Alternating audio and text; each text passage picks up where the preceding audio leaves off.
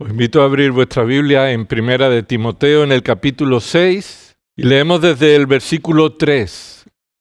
Aunque esta mañana continuaremos con los versículos 9 y 10 y terminaremos este párrafo si es la voluntad del Señor. Primera de Timoteo capítulo 6, versículo 3, dice así la palabra del Señor.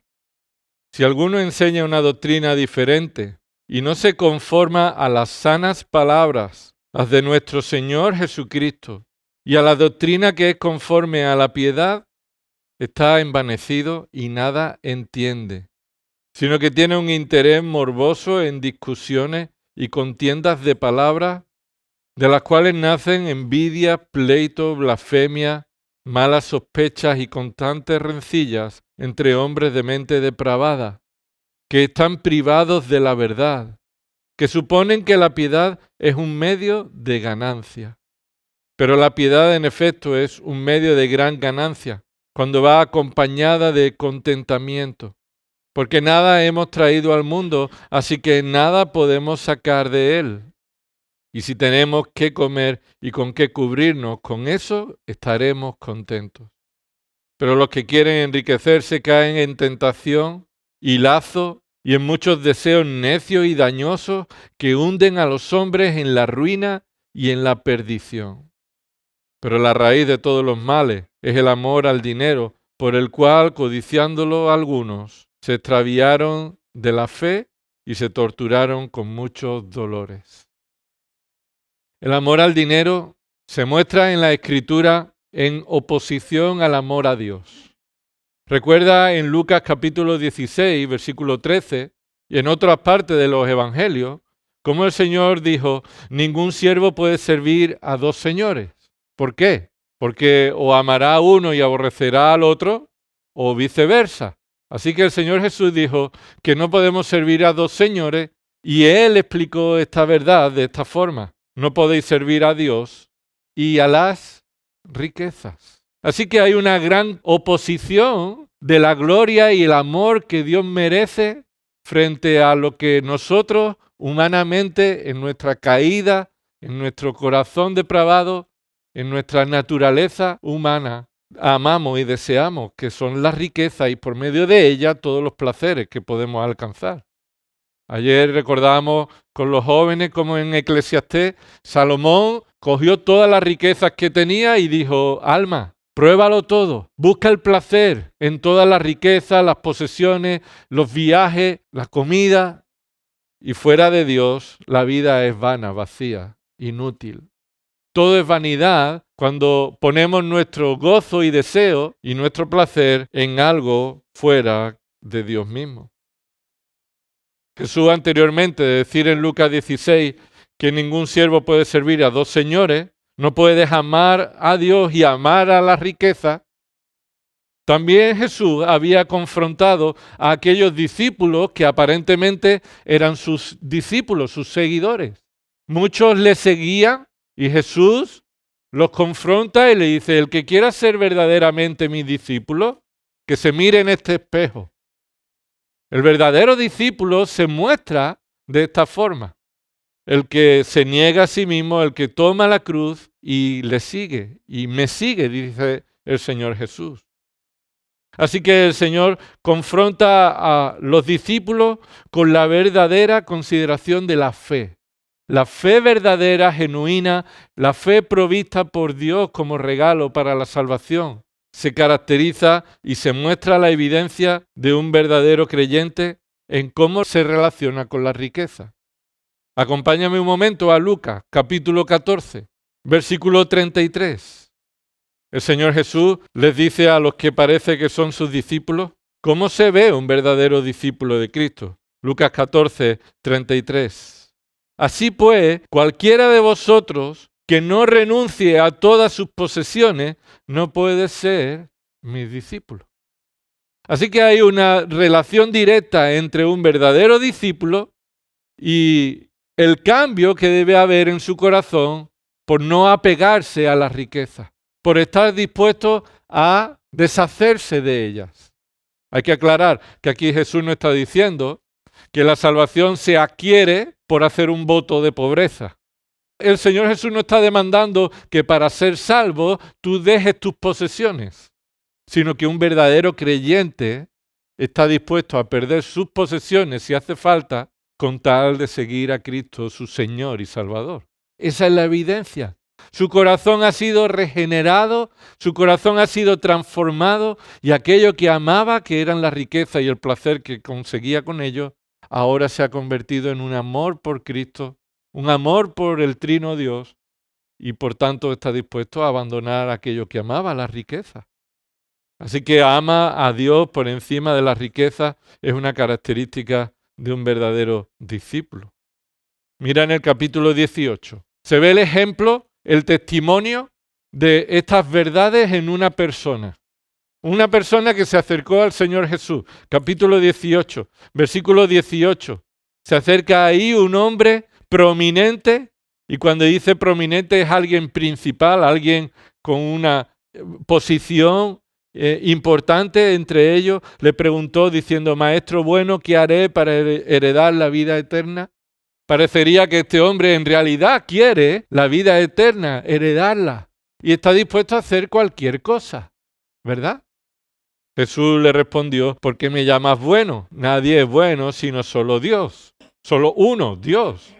Y ahí Jesús no está diciendo que Él no sea Dios, sino está confrontando su idea de quién es bueno. Está dispuesto este hombre a decir bueno a cualquier maestro. Dice: pero tú sabes quién soy yo, porque nada más que hay uno bueno, y es Dios. Por supuesto, este hombre, versículo 20, le dice Jesús a este hombre: ¿tú sabes los mandamientos? No cometerás adulterio, no mates, no hurtes, no des falso testimonio, honra a tu padre y a tu madre. Y este hombre le dijo: vale, pues entonces haré eso, ¿no? ¿Dice eso en tu Biblia? No. Este hombre tenía ese concepto equivocado. Yo hago todo eso desde mi juventud. Más bien, su pregunta no es querer saber qué debe hacer para alcanzar la vida eterna, sino que Jesús le confirme: ¿tú qué vas a hacer? Tú ya tienes la vida eterna. Y él dijo: todo lo he guardado desde mi juventud. Versículo 22, cuando Jesús oyó esto, le dijo: te falta todavía una cosa. Y Jesús le está diciendo: ¿todo de verdad? ¿Todo de verdad? Espérate, vamos a profundizar en tu concepto equivocado de bueno y de obediencia. Y mira lo que le dice: te falta una cosa. Vende todo lo que tienes y reparte entre los pobres y tendrás tesoro en los cielos, y ven y sígueme. Pero al oír esto se puso muy triste. ¿Por qué? ¿Por qué se puso triste? Porque tenía mucha riqueza. Así que este hombre es confrontado con su error, pensar que él es un discípulo que merece la salvación por su obediencia, pero en realidad ama el dinero. Tiene puesta su confianza en ese dinero, en esa riqueza. Entonces Jesús, versículo 24, mirándolo Jesús dijo: qué difícil es que entren en el reino de Dios los que tienen riquezas. Es una expresión muy concreta, específica. La verdad es que todos los hombres lo tienen tan difícil que no pueden entrar al reino de los cielos por sí mismos, no solamente los ricos.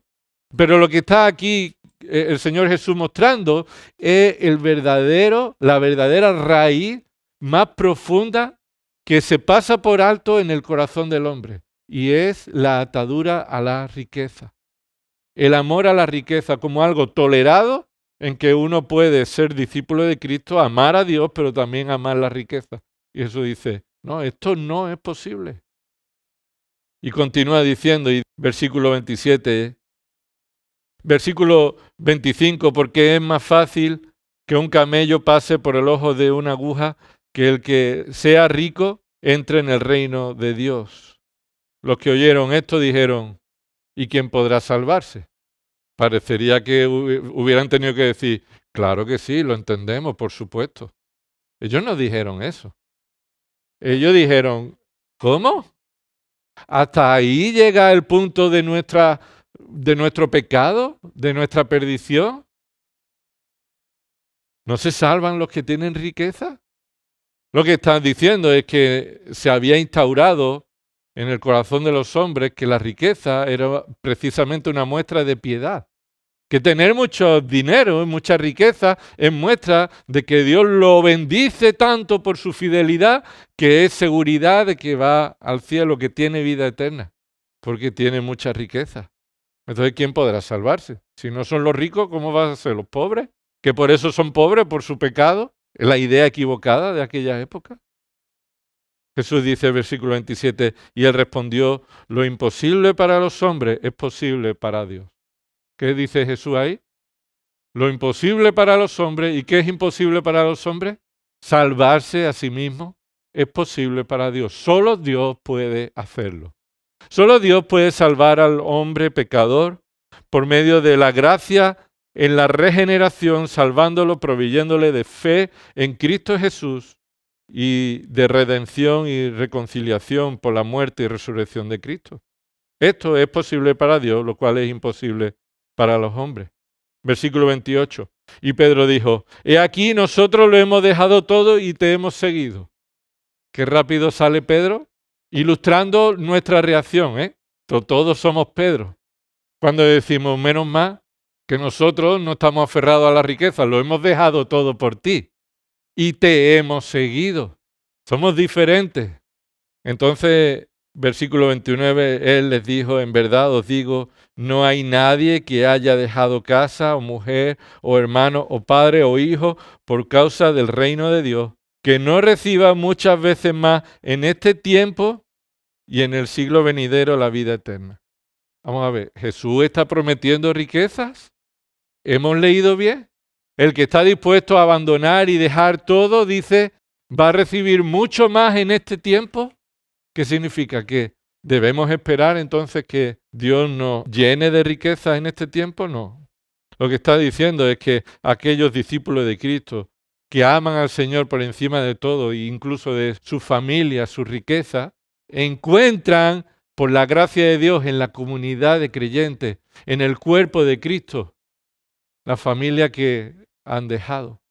Han tenido que dejar familia, han tenido que dejar posesiones, pero en la iglesia han recibido otra familia y con los recursos que el Señor provee en medio de ella. Así que el Señor provee, pero también confronta el corazón del hombre que está arraigado al amor a las riquezas.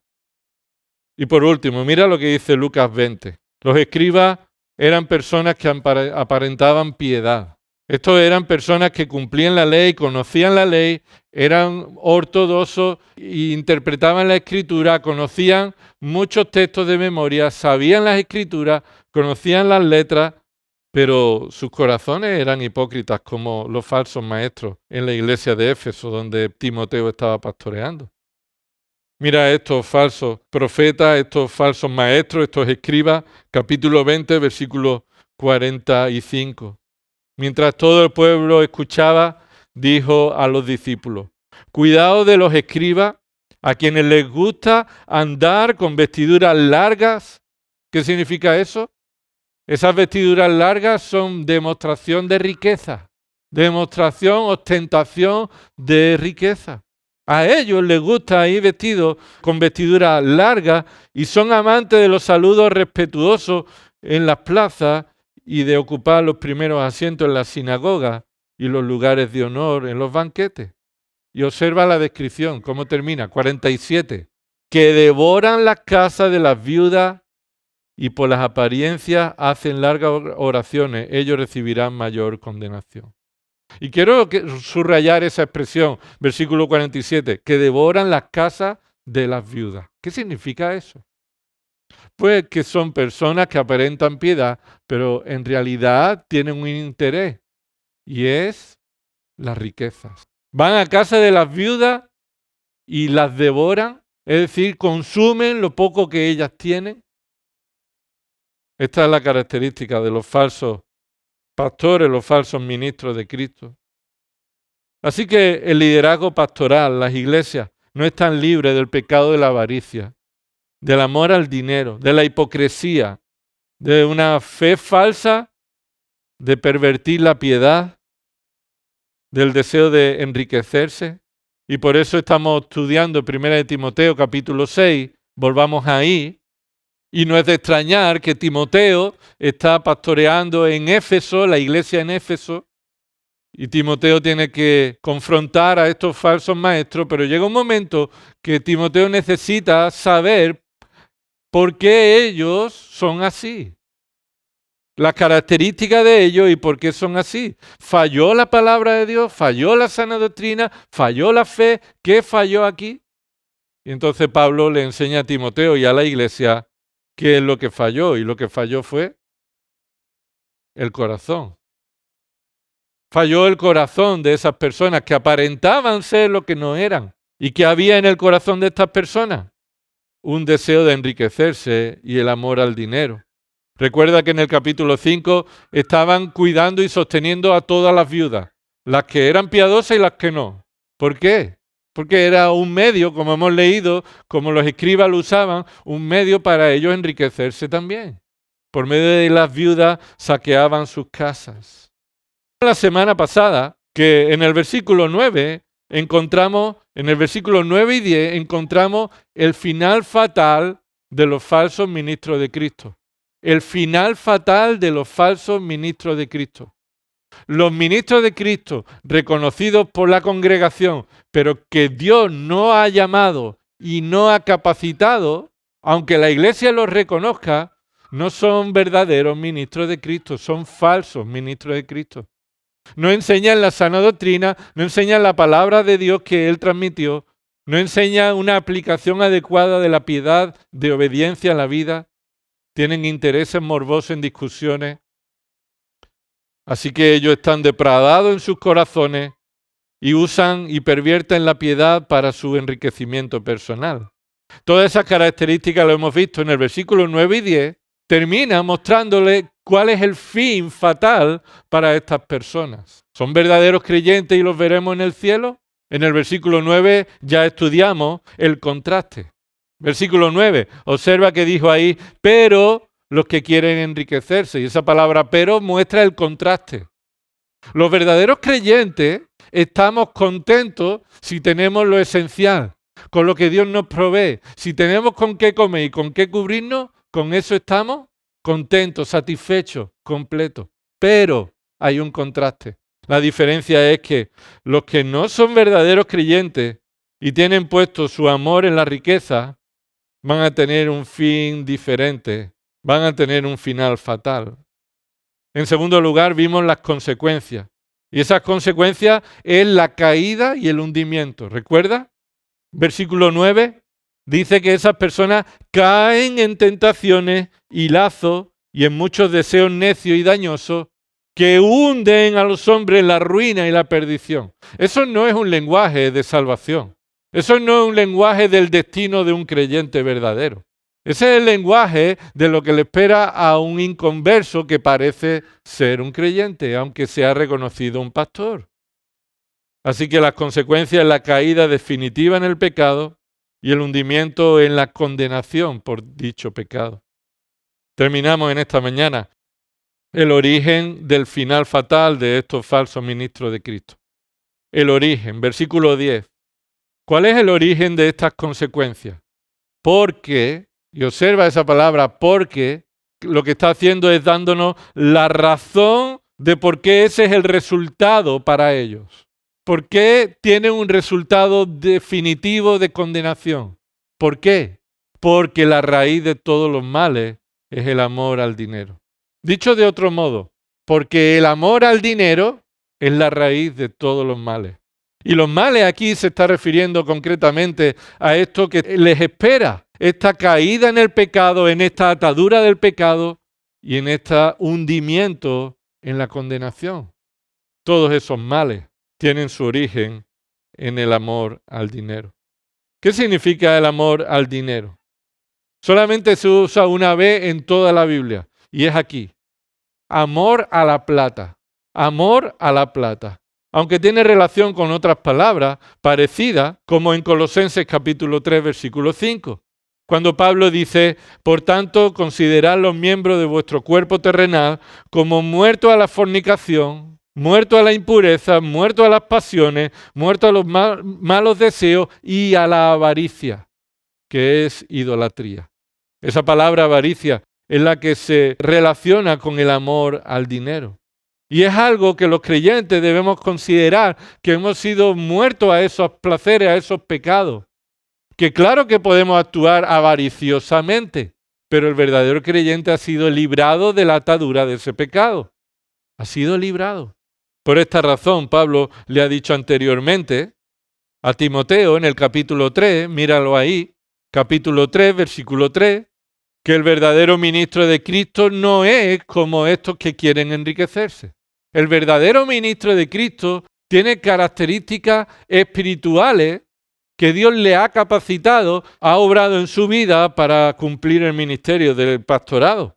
Y dice en 1 Timoteo 3:3, que no sea avaricioso, que no sea avaricioso, que no ame el dinero, que no tenga amor por la riqueza. Así que es imprescindible identificar como una característica de un ministro que Dios ha llamado para pastorear la congregación, que sus motivaciones no sean por amor a la riqueza, por enriquecerse de los recursos que la congregación tiene para sí mismo, porque lo usará. Porque si Dios ha llamado a un creyente, si ha salvado a una persona y lo ha llamado para el ministerio, se va a mostrar que la avaricia no debe estar en su vida. Así que esto es lo que estaba allí sucediendo. Habían permitido que muchos falsos maestros sean identificados, reconocidos como pastores, pero no eran verdaderos creyentes y ellos amaban el dinero. Pero escucha, esto no es la característica solamente de un pastor. El pastor no es el único que no debe ser avaricioso, sino que toda la congregación somos llamados como verdaderos creyentes y redimidos, salvados y transformados por la gracia de Dios, a reconocer que es Dios quien provee de nuestras necesidades reales, es Él quien nos provee. En Cristo estamos completos, hemos recibido las riquezas espirituales por gracia en Cristo y que nuestras vidas no deben moverse ni mantenerse en el amor al dinero. Este pecado específico, el amor al dinero, caracteriza a los falsos maestros y a los falsos creyentes. Pero también una verdad universal que puede aplicarse a toda persona. Todos estamos expuestos a esta verdad, que el amor al dinero va a ser la raíz de todos tus males. El amor al dinero va a ser la raíz de todos tus males. ¿Qué significa que sea la raíz de todos tus males? La palabra raíz se utiliza en ocasiones como descendencia. Y en la genealogía se muestra que sus orígenes, su descendencia es la raíz. Nosotros descendemos, decían los judíos, de Abraham. Abraham es nuestro padre. Esa es la raíz que ellos mostraban. Pero en otras ocasiones la palabra raíz no significa descendencia, sino la causa, la fuente, el origen. Y esta es una declaración universal, que el amor al dinero es el origen de todas las dificultades que pueden provenir en la vida de las personas que aparentan ser creyentes. Explica que las dificultades vienen en la vida de los falsos maestros y de los que quieren enriquecerse, no porque la doctrina falle, no porque Dios no sea fiel con ellos, no por causa de fallos de la palabra de Dios. El problema está en el corazón del hombre, que sin ser regenerado aparenta ser un creyente y sigue amando aquello que amaba antes, pero pintado con una cal blanca por fuera, mostrando una falsa piedad. Así que cuando dice ahí la palabra raíz para describir el amor al dinero, es que el amor al dinero es el origen de todos los males. Está enfatizando que el amor al dinero, escucha, no te va a traer nada bueno. Lo que está diciendo es esto: amar la riqueza no te va a traer nada bueno, porque es lo contrario de lo que todo el mundo espera. Y mucha gente piensa que teniendo riqueza, su vida va a ser más fácil, más agradable, más feliz. Pero la palabra de Dios nos está diciendo que el amor al dinero no va a traer ningún beneficio a tu vida.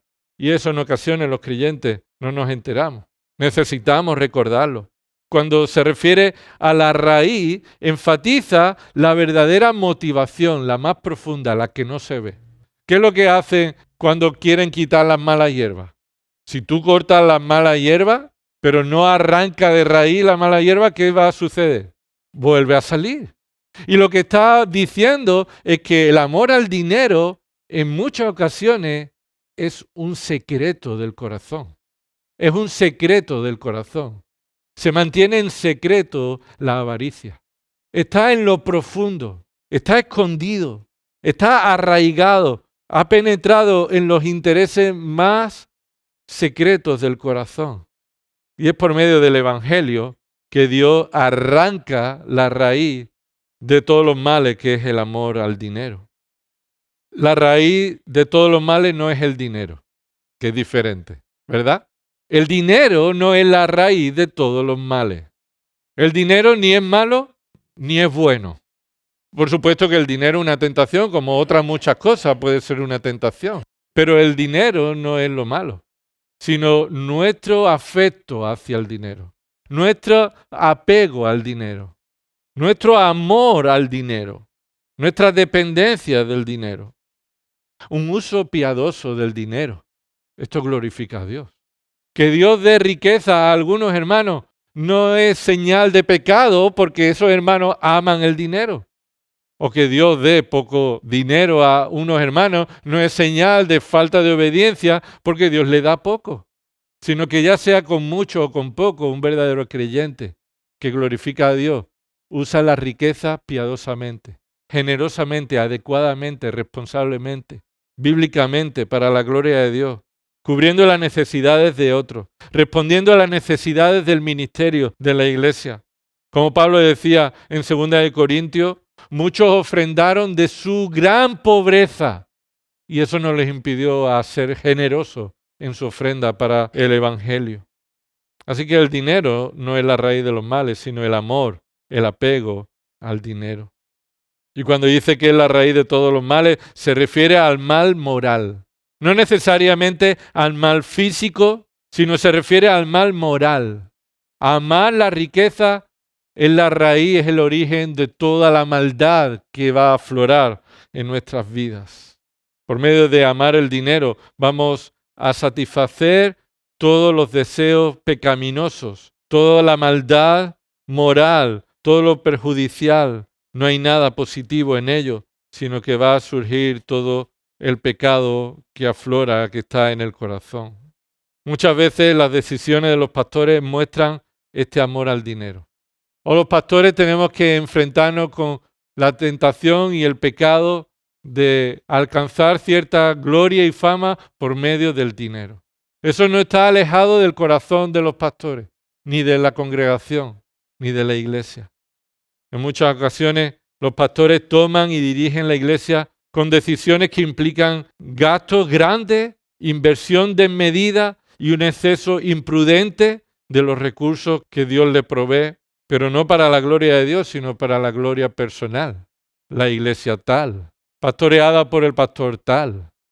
Y Pablo le recuerda a Timoteo que esta es la razón más profunda por la que los falsos ministros de Cristo se desvían de la sana doctrina, porque no son verdaderos creyentes y porque se manifiesta en un amor al dinero que está arraigado en el corazón. Pero esto no es para solamente identificar a los falsos ministros de Cristo, sino para primero examinarnos a nosotros mismos. No estamos llamando a ver la paja que hay en el ojo del hermano sin antes mirar la viga que haya en nuestro ojo. Esto no es para que Timoteo esté seguro de cómo identificar a los falsos maestros, sino para que Timoteo se examine. Y esto no es para ser usado para los demás, esto es para ser examinado uno mismo. ¿Qué deseo en mi corazón? ¿Qué hay en mi corazón que deseo satisfacer?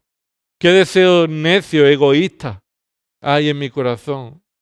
¿Dónde estoy poniendo mi gozo? ¿En las cosas materiales o en las espirituales? ¿Dónde está mi principal esfuerzo? ¿En el bienestar material y comodidad y diversión, la riqueza de mi familia? ¿O en conocer la palabra de Dios, ser transformado a la imagen de Cristo y así vivir una vida que le glorifique a Él? ¿Tener a Dios en los cielos es tu mayor deseo o las cosas de la tierra? Como dice el Salmo 73, 25. Así que el amor al dinero es la raíz más profunda, es la mala planta que debe ser desarraigada y solamente puede ser por el medio del Evangelio de la gracia, en la que el Señor nos confronta con nuestra necesidad de salvación por nuestro pecado, por nuestro corazón depravado, y solamente por medio de la muerte y resurrección de Cristo, por la justicia de Cristo, nosotros somos declarados justos. Solo el Señor puede estar transformando y santificando nuestros corazones en hacer un uso piadoso, adecuado de las riquezas. Por eso viene ahora el ejemplo. En cuarto lugar, el ejemplo. Ahí dice 1 Timoteo capítulo 6, versículo 10, porque la raíz de todos los males es el amor al dinero. Y ahora se nos presenta un ejemplo, más bien un mal ejemplo, un ejemplo de esta verdad. La verdad universal es que el amor al dinero es la raíz de todos los males. Pero ahora Pablo dice, por esta razón tenemos este ejemplo. Dice, por el cual, versículo 10, por el cual, codiciándolo algunos, se extraviaron de la fe y se torturaron con muchos dolores. Por el cual está indicando que es el amor al dinero. Por esta razón, por el amor al dinero, tenemos este ejemplo de personas que sufren todas estas maldades. Observa esa palabra, por el cual, codiciándolo algunos. Esa palabra algunos no está diciendo que algunos que codician el dinero acaban mal. Está diciendo que algunos entre la congregación codician el dinero. Algunos de la congregación están en esta situación, codician el dinero. Así que no es los que aman el dinero, a algunos les va mal, pero a otros les va bien. Sino que algunos de la congregación aman el dinero, pues todos ellos acaban torturándose y extraviándose. La totalidad de estos algunos aman el dinero y sufren las siguientes consecuencias. ¿Cuáles son las consecuencias? Dos consecuencias, dos males que aquí se muestran y se expresan como ejemplo y testimonio de estos males que sufren. Se extraviaron, ¿lo ves ahí en el texto? Se extraviaron y se torturaron. Se extraviaron y se torturaron. Dos detalles sobre estos males que ellos traen a su vida. En primer lugar, se extraviaron ¿de qué? Dice ahí, se extraviaron de la fe. Esto es, se descarriaron, se desviaron. El amor al dinero les trajo un mal y es que se desviaron de la fe. Se usa aquí de manera metafórica para mostrar conducirlos al error. Dejaron de seguir la fe verdadera, la sana doctrina, la verdad, y entonces se desviaron hacia el error. Ahora, observa una cosa, este verbo está en voz pasiva. ¿Qué significa voz pasiva? Bueno, un verbo en voz pasiva significa que la acción o el efecto de ese verbo recae sobre la persona sin que la persona haya participado en ello, sin que la persona haya sido activo y directamente haya realizado esa acción. Y escucha, este sujeto del verbo, los que codician el dinero, no tiene la intención directa de desviarse. Es decir, él no tenía el deseo de desviarse. No era su intención desviarse. Es más, esto indica lo que sucedió en su propia vida. Se desviaron sin que ellos sean conscientes o reconozcan que se han desviado. Estos que ambicionan el dinero, aman el dinero, sufren el mal de desviarse. Ellos sufren ese desvío, pero no reconocen su situación. Están desviados porque su naturaleza ya está así, desviada.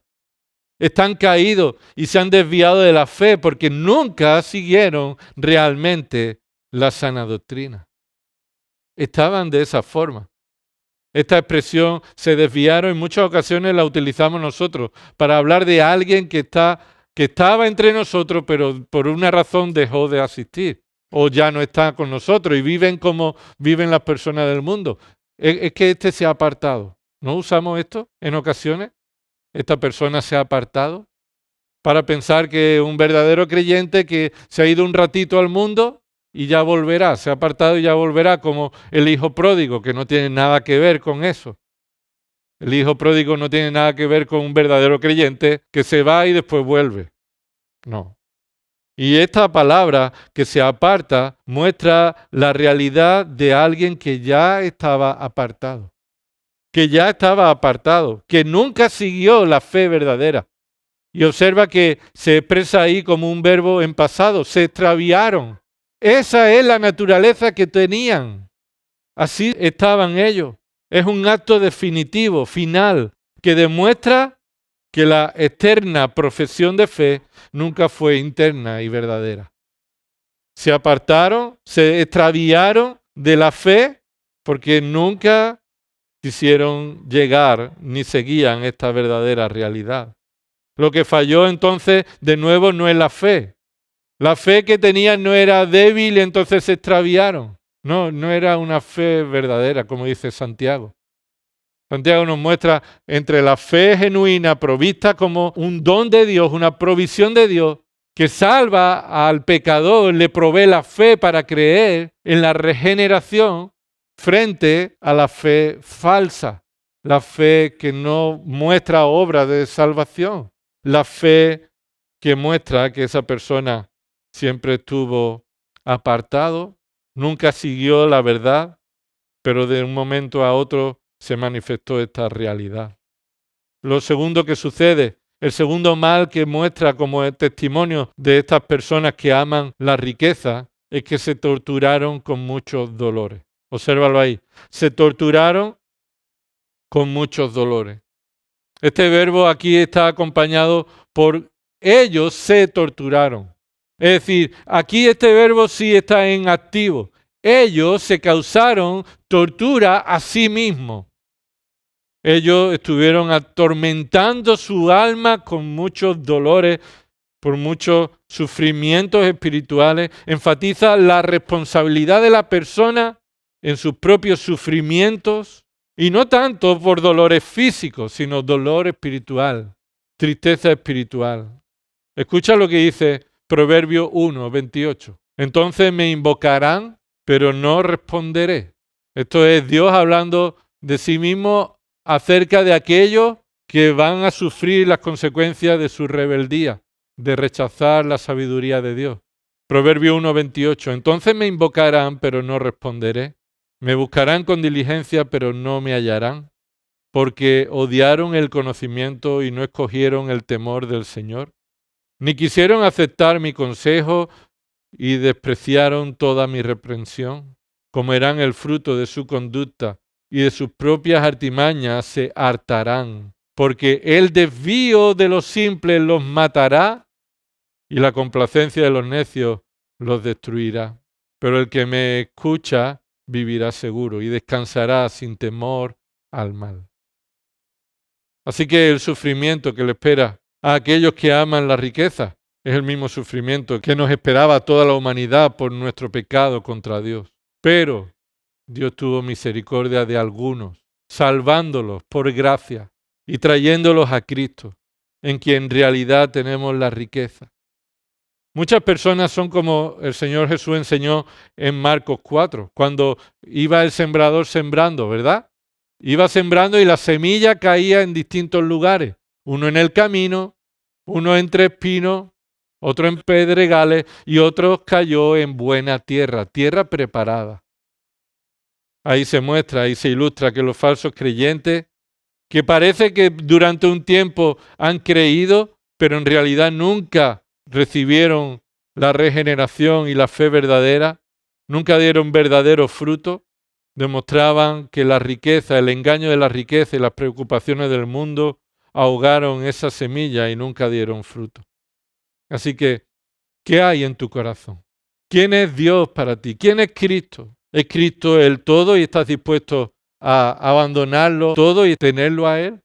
Esa es la característica de un verdadero creyente. Y no importa que uno sea pastor.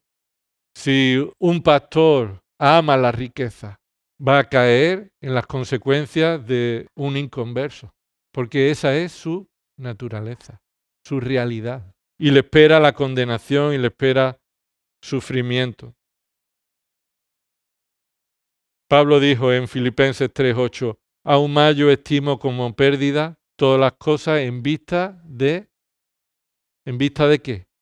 Del incomparable valor de conocer a Cristo, mi Señor, por el cual lo he perdido todo. Lo tengo por basura a fin de ganar a Cristo.